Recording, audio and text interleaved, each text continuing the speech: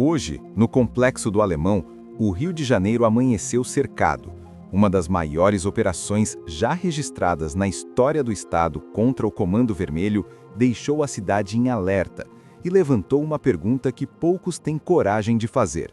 Até que ponto a guerra contra o crime é, de fato, uma guerra pela paz?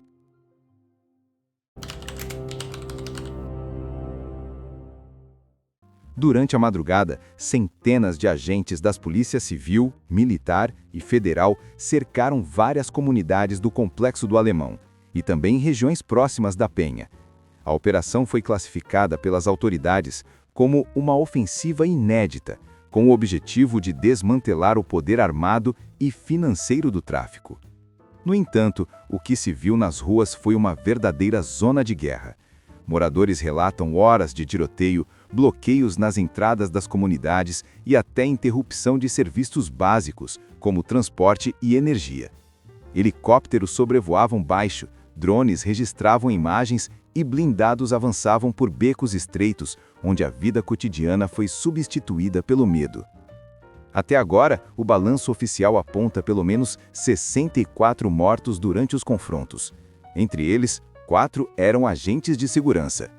Além disso, 81 pessoas foram presas e há relatos de que o número pode aumentar conforme novas prisões são efetuadas nos desdobramentos da operação. Foram apreendidos fuzis, granadas, drogas e veículos roubados. O cenário é de destruição e tensão, mas também de silêncio e dúvida. Afinal, o que aconteceu realmente por trás das câmeras? Muitos moradores dizem que acordaram com um som de disparos vindos de todas as direções. Outros relatam que não conseguiram sair de casa para trabalhar e que ambulâncias demoraram horas para conseguir entrar nas áreas de confronto. As escolas fecharam, o comércio parou e o medo tomou conta de uma das maiores comunidades do país. Enquanto isso, nas redes sociais, vídeos e áudios circulavam mostrando cenas de desespero, pedidos de socorro e denúncias de abusos. É um retrato brutal da realidade que se repete ano após ano, apenas com novos números, novos corpos e as mesmas promessas de mudança. O discurso oficial é claro. O objetivo é enfraquecer a principal facção criminosa que domina o tráfico de drogas e armas no Rio de Janeiro. Mas por trás da operação surgem questionamentos profundos sobre o custo humano dessa estratégia. Quantas dessas 64 mortes representam realmente criminosos perigosos? E quantas são vítimas de uma guerra onde a linha entre culpado e inocente se torna cada vez mais borrada? Em meio ao caos, famílias procuram por desaparecidos e defensores dos direitos humanos alertam que o número de mortos pode ser ainda maior do que o divulgado. Há também o lado político da operação. Ações dessa magnitude costumam acontecer em momentos de alta pressão pública ou de necessidade de mostrar força institucional. É uma resposta simbólica. O Estado entra onde o Estado parecia ausente. Mas a pergunta que fica é: o que acontece depois que os blindados vão embora? Será que o vazio deixado por essa operação será preenchido por políticas sociais ou apenas por mais medo?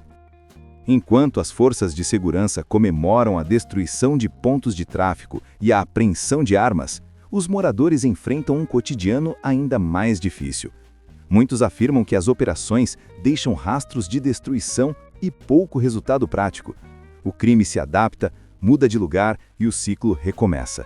Essa talvez seja a parte mais cruel dessa história, a sensação de que nada muda de verdade. Hoje foi o Complexo do Alemão. Amanhã pode ser outra comunidade. E assim o Rio de Janeiro segue em um eterno conflito entre o poder do Estado e o poder paralelo. O impacto psicológico dessas operações é profundo. Crianças que crescem ouvindo tiros, famílias que dormem no chão para se proteger e jovens que aprendem desde cedo a se esconder quando ouvem o barulho de helicópteros. Essa rotina de medo molda uma geração inteira. Uma geração que aprende a sobreviver antes mesmo de aprender a viver. E quando a segurança pública se torna sinônimo de violência, algo está muito errado.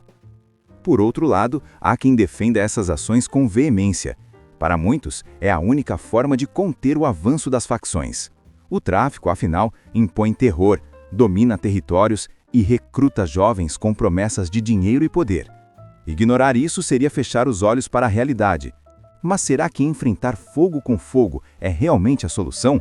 Ou estamos apenas alimentando um ciclo sem fim, onde cada morte gera outra e a violência se autoalimenta? A mega operação de hoje deixou claro que o problema do Rio não é apenas policial, é social, econômico e estrutural. Enquanto houver comunidades esquecidas, sem acesso à educação, saúde e oportunidades, o tráfico continuará encontrando terreno fértil. As armas que circulam nas favelas muitas vezes vêm de fora, de esquemas bem maiores e mais organizados do que qualquer grupo local. Há interesses políticos, econômicos e até internacionais nessa engrenagem. O morro é só o palco visível de um sistema muito mais complexo. Algumas pessoas veem nas imagens de hoje a vitória da lei. Outras, o retrato de uma tragédia anunciada. No fim das contas, o que se viu foi uma cidade dividida, entre o apoio à força policial e a indignação pelas vidas perdidas. Entre a sede de justiça e o medo da injustiça. Entre o discurso de segurança e a sensação de abandono. E talvez o mais assustador de tudo seja perceber que essa divisão interessa a muita gente. Porque enquanto a sociedade discute quem é o vilão, o verdadeiro poder continua operando nas sombras. A pergunta que fica é: o que muda amanhã? Depois de 64 mortos, dezenas de prisões e um bairro inteiro marcado pelo caos, será que o Rio de Janeiro vai acordar mais seguro? Ou será que tudo isso será apenas mais um capítulo na longa história de uma cidade que aprendeu a conviver com a violência como parte da paisagem? Essa operação pode até ter mostrado força, mas a verdadeira força seria transformar a realidade das pessoas que vivem nesses lugares, oferecendo alternativas e não apenas balas. Enquanto o dia termina e o barulho dos helicópteros se afasta, o silêncio das comunidades fala mais alto do que qualquer discurso oficial. Famílias choram, crianças tentam entender o que aconteceu e a cidade, mais uma vez, tenta seguir em frente como se nada tivesse mudado. Mas algo muda, e muda profundamente.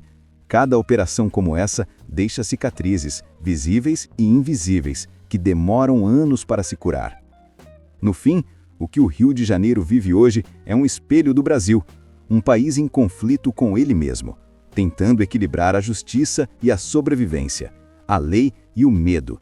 A mega operação no Complexo do Alemão é mais do que uma notícia, é um alerta. Um lembrete de que o problema da violência não se resolve apenas com armas, mas com humanidade, empatia e coragem para enxergar além do óbvio.